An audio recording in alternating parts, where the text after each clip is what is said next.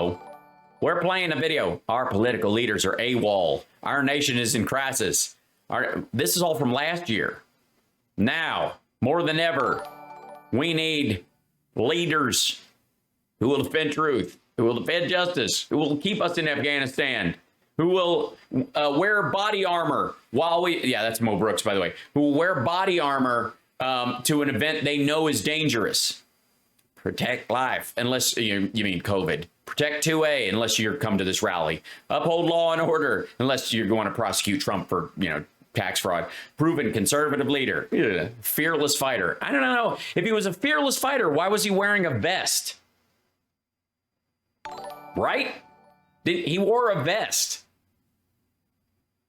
Okay, this is Mo Brooks. This is really a rally to elect Mo Brooks as the senator. They're trying to get this. Right behind us. And I want you to help me give President Trump a rather unique Alabama welcome. Oh, boy. He's too old to grab his ankles. Are they going to play dueling banjos? He might leave. Everybody on the count of 3, tell him to squeal like a pig. Give him a big Ned Beatty deliverance welcome. Roll Tide! Welcome down here to this... Welcome, come on down to the field. The ticks are fine. War Eagle! Roll Tide! War Eagle! Oh my God, these are the sports teams. Yeah, they're gonna throw pig shit at him. Come on in. The pig shit's fine. I'm Congressman Mo Brooks, and it's an honor to represent you in the United States Congress. And let me emphasize something. I can't get elected outside my district. 818 just in the chat. That's amazing. Welcome and good evening, and thank you for spending your Saturday with me as we live stream the Trump speech in Cullman, Alabama.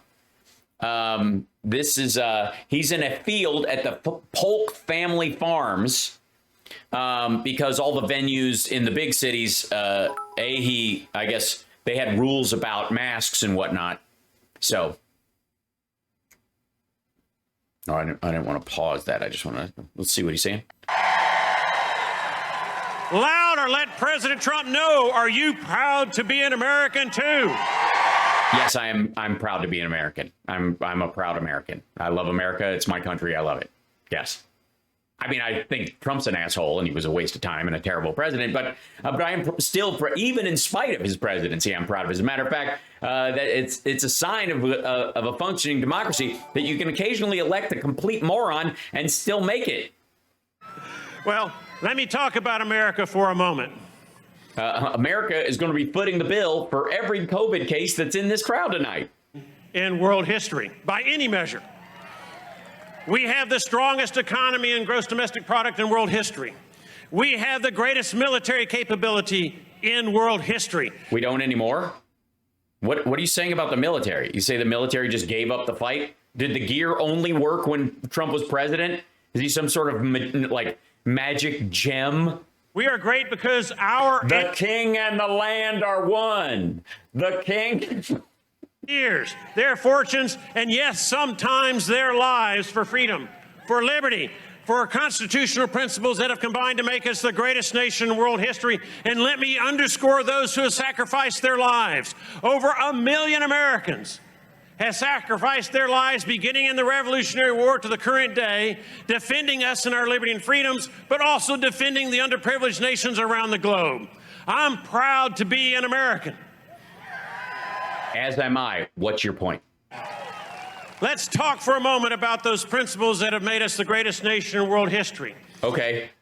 Bill of Rights that protect our liberty. Our founding fathers saw that was essential. No, Bill of Rights, yeah. In our United States Constitution.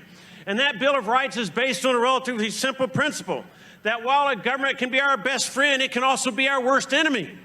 And so we have to have the kind of protections to... Yeah, it doesn't vacillate between those two things, though. You do realize in a functioning society, it doesn't flip like a switch from being your enemy to your best friend. I think we've actually found Mo Brooks's and Trump's followers' problem is that this seems to be the way they sort of interpret life. Trump's my best friend in the whole wide world. And without him, America sucks. And then when he's in, it's like, America's finally wonderful. Like that. No gray area. It makes my nose bleed. In world history. Perhaps most important, because there have been a lot of great nations in world history, we have a defining difference. We are guided by moral values that are our compass, religious values. Well, there's a lot of countries in the world that view themselves guided by religious and moral values. You kind of have to live up to them, though. That yes, America is the greatest nation in world history, but I have never felt such fear for the future of my country. Never. Never. America is under attack. It is at risk because socialist Democrats... Oh, my God. They're going to try and give unemployment insurance, which will have to be, reimbursed as the choice by, the democratic choice of the people. Freedom of speech, big tech censorship, woke, economic and physical threats against us if we have the... Woke physical threats? It used to be that we had some common ground with the other party. And that common ground was, you can say whatever you want to say, I can say whatever I want to say. And then I can just filibuster anything you want to do. They are afraid of that because they are wrong, they know it, and they can't defend themselves in what they're doing to us. They're also... Well, I mean, the auto industry posted some of its best numbers in years last month. Socialists tolerate our religious values so long as we leave them behind the doors once we leave the church. Well, no, they stop at the end of your nose. I mean, you got to live your values. You can't just project them onto other people. Well, discarding our moral values once the church doors close behind us, that is not freedom of religion. You have the right to have your religious values with you 24 hours a day, 7 days a week. Right, but you can't politically impose them on other people. That's what that's what Jefferson was talking about. Federalist Papers and all that. Remember that thing you pretend to give a shit about? Destroy the Second Amendment right to bear arms. Now, let's be clear. Nothing is more pro-life than shooting someone. This was because our founding fathers had just fought a revolutionary war. Against a king. And they were concerned, they were fearful, that has happened in so many other places around the globe throughout history, that dictatorial powers may usurp the rights that were guaranteed by the United States Constitution, may undermine our republic, may destroy our election processes. Or that because we're a fledgling country, other giant dictatorships would try to take us over instead of, just because King George failed did not mean that the King of France or the King of Spain wouldn't try it. Obviously, great territory would have wanted to take it. So everybody is automatically part of the militia, a well-regulated militia, which seems to be the part they blow off all the time. An economic model that has never succeeded in world history. Never. Why they want to impoverish us as a country, why they want us to put us through a national bankruptcy is beyond me. Why would they put us through a national bankruptcy? Now, perhaps... You do realize Trump signed those bills last year. Is that we are a republic, and socialist Democrats are seeking to turn us into a democracy? Inaccurate elections. Y'all have felt it. You have seen it. We're a republic. That means the electoral college votes are more important than the individuals. Why don't you tell the truth about what happened in 2020? We have been. Are you? I mean, I don't know if Mike Lindell's already left. He might not be able to hear you. Perhaps you should call him. Too much to ask you to do your homework before you speak. And since they won't do their homework, let me ask you to do some homework for them. Okay, fill us in. Please. Just start. The evidence is overwhelming, but start here. Start by reading the bipartisan 2005 Commission on Federal Election Reform report. Before the changes to the electronic voting machines were made. Democrat Jimmy Carter and Republican White House Chief of Staff James Baker. A bipartisan report, 2005. No elections at stake, so there wasn't the kind of partisanship you normally see in these kinds of battles. Read that. They analyzed our American election. Read the addressing of the possible collapse of buildings before we had building codes as well. Our republic at risk. 16 years ago, they found that. Yeah, and 16 years ago. Remember the phone you had 16 years ago? Have too many non-citizens voting in American elections. You would think that we would only want Americans voting in American elections, and only Americans would guide our destiny as a country. We do. And the Commission on Federal Election Reform said we've got too many non-citizens who are registered to vote and are actually voting in our elections, so do something about that. They did 16 years ago, and they fixed it. Anywhere from 900,000 to 1.7 million non-citizens voted in the 2020 elections. That is wrong. That's how you have elections. It is wrong. It's not actually true. But what else did the Commission on Federal Election Reform hold? They said, look. Well, they certainly didn't say 1.7 million people voted in last year's election 16 years ago. For example, my wife's name is Martha. That's not anyone's fault. Say, I'm Martha Brooks. And if that's a Democrat, they might be confused about whether I'm a man or a woman. And the poll worker would be obligated to give me Martha Brooks's ballot, and I can vote. The Commission on Federal Election Reform said that's wrong. There's too much voter fraud in that. We need photo identification. So provide everyone with a photo ID. A federal photo ID provided free of charge to citizens and citizens only. I'm for it. But folks like this won't allow for it because it's the mark of the beast. And risky, systemic flaw in our election system. We cannot, and we have to minimize, we cannot have so many mailed out ballots. Why not? Yeah, Colorado, you suck. What did the Democrats do with that report?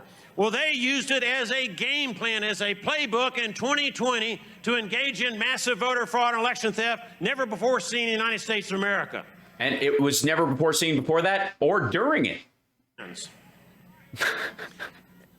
I'm going to end with this one comment about the Commission on Federal Election Reform. They also had my election was completely legitimate, by the way.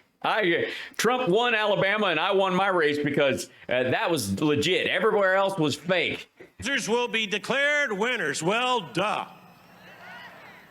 That's right. Say that again. So, our challenge is to fix the problem. So you're resigning? Clear. Godless, evil, amoral, socialists, Democrats are on the march. Well, I mean, I say they may be godless, amoral, and devil-worshipping, baby-eating, whatever else pejoratives he had, but they are organized. They sure can walk in a line. Very simple. There are some in deference to the audience. The voter fraud and election theft in 2020. Folks, put that behind you. Put that behind you. Yeah, forget about it. Shut up. Look forward. Look forward. Look forward. Beat them in 2022. Beat them in 2024. Look at that. Boo. He's being booed. All right. Well, look back at it, but go forward and take advantage of it. Yeah. Well spoken. We've got to win in 2022. Hey, dummy. They're never going to look back. They're going to never stop going to look back, looking back. They're always going to grind on this, and they're not going to vote in 2022 because they think it's bullshit. It's a waste of their time. It's already rigged. This is Mo Brooks. In 2022, are you going to help President Trump? Yeah, he's running for Congress. Help MAGA candidates in 2022 and 2024 take back our country. That's what we have to do. You got a little bit of, because they don't trust the election, you blew it. Win in 2022.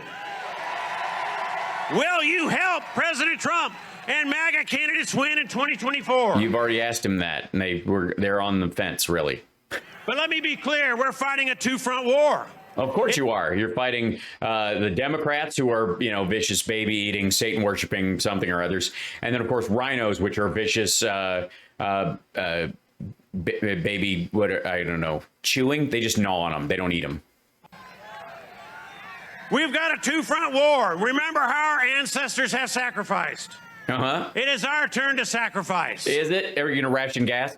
Are you willing to sacrifice so that we win these elections and we take back the House of Representatives? Please go to DonaldJTrump.com and sign up to have your bank account emptied. Get rid of Chuck Schumer as the majority leader of the United States Senate. Are you willing to sacrifice so that in 2024 we put President Trump back in the White House? That's what we've got to do. That's what we got to do. What kind of sacrifice are we talking about? Because it sounds like you're talking about truck bombs. Half of our country. Will you join President Trump and our MAGA candidates? Yeah, a little on the fence, Mo.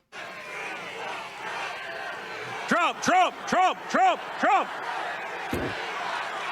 Now, it's working. It's really, you just keep the chat. This is working really well. Say Trump, Trump, Trump a bunch of times. They're having an awesome time. 6. Let me talk about our ancestors. Okay. 1776, we were at a time of great peril. You remember it. He was there personally. Paine said, and I quote, "These are the times that try men's souls. The summer soldier and the sunshine patriot will, in this crisis, shrink from the service of their country, but he that stands by it now deserves the love and thanks of man and woman. Tyranny, like hell, is not easily conquered. Yet we have this consolation with us, that the harder the conflict, the more glorious the triumph. Such was the mettle of our founding fathers." Yes. Such was the mettle. It does try our souls because we had an election fraud and theft problem in 2022. And yes, we have to overcome that. And we have to triumph going forward. So, and they don't sound convinced. I have a request of you. You're kind of losing them, Mo. The request of you is this.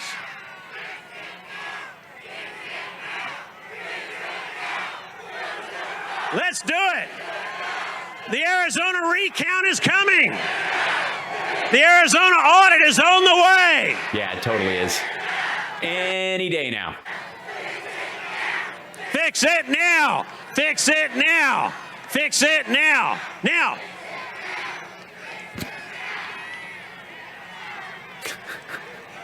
I want to make sure that Donald Trump knows again that we not only love our football in America, we also love America and that we're patriots. And I want you to make sure that he can hear us and the sounds will reverberate. And the way to do that, by saying USA, as you were doing earlier, how much we believe in the United States of America, and we can do that by chanting USA. So are you with me? USA, USA, USA. Oh, man. Are you ready to rock? I can't hear you. Seriously, I'm fucking deaf in one ear. I leaned close to a flame pot a couple years ago. Here, God bless President Trump, God bless Alabama, and God bless America. Bye. That was a fucking tooth pull, Mo. Yeah, that'll do it. That's his district too. If anybody has proved tonight that they can win statewide office, it's the dude who got almost booed off his own stage with Trump by saying, "Don't look back at 2020."